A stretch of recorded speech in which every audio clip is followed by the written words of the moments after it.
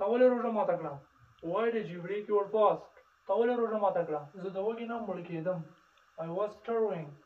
زه د وږي نه مړ کېدم. ته ته پکار دی چې روژه ونیسې. You should observe fast. ته ته پکار دی چې روژه ونیسې. When you're talking in the English, you will have to find lots of words and sentences. Don't take it too hard. Today I'm going to teach about praise of the fast. You might know that. Now it is the holy month of Ramadan. So keep watching.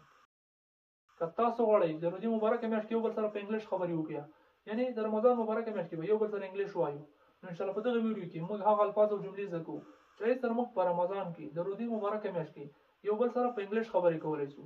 هغه الفاظ او جملې به نن سبا زموږ ډېرې زیاتې په کار راشي. خلکو سره به خبرې کولی شو، ورور وي، هر څوک چې وي، یعنی موږ به فلوئنټ انګلیش او روان انګلیش په رمضان کې خلکو سره وایو. راځئ چې سټارټ واخلو. تاسو ټولو دې روژه مبارک وي. رمضان مبارک ټو آل آف یو. تاسو ټولو دې روژه مبارک وي. فاست روژې ته وایي، یعنی فاست روژې ته وایي. فرض کې موږ چا نه تپوس کوو چې تا روژه ولې ماته کړه. Why did you break your fast? تا روژه ولې ماته کړه.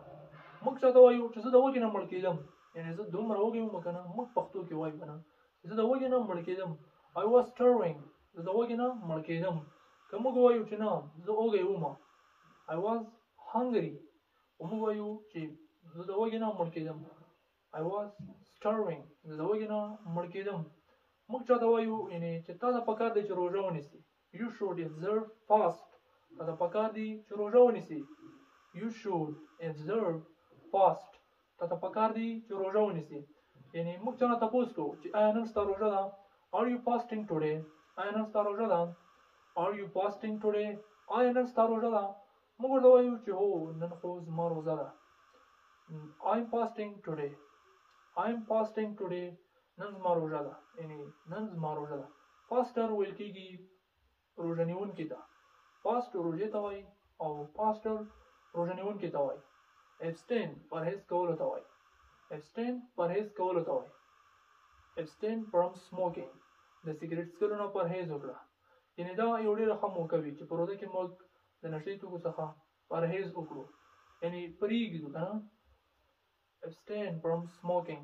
د سګرټ څکلو نه پرهیز وکړه. نه غواړم چې ویډیو اوږده شي او تاسو بور نه شئ، ځکه چې رمضان میاشت ده. د روژې مبارکه میاشت کې به یو بل سره موږ په انګلیش خبرې کوو. هغه الفاظ او جملې به انشاءالله نور موږ په راتلونکي درسونو کې وایو. دې سره ستاسو انګلیش بالکل سټرانګ شي. یعنې د روژې مبارکه میاشت کې به هم یو بل سره په انګلیش خبرې کوو. لایک، سبسکرایب، کمنټ. کمنټ سیکشن ډېر زیات ضروري دی. موږ ته په کمنټ باکس کې حتما وایي چې څومره زده کړه کوئ، موږ څنګه روان یو، او نور سره هم حتما شیر کوئ. سبسکرایب مو هېر نه شي.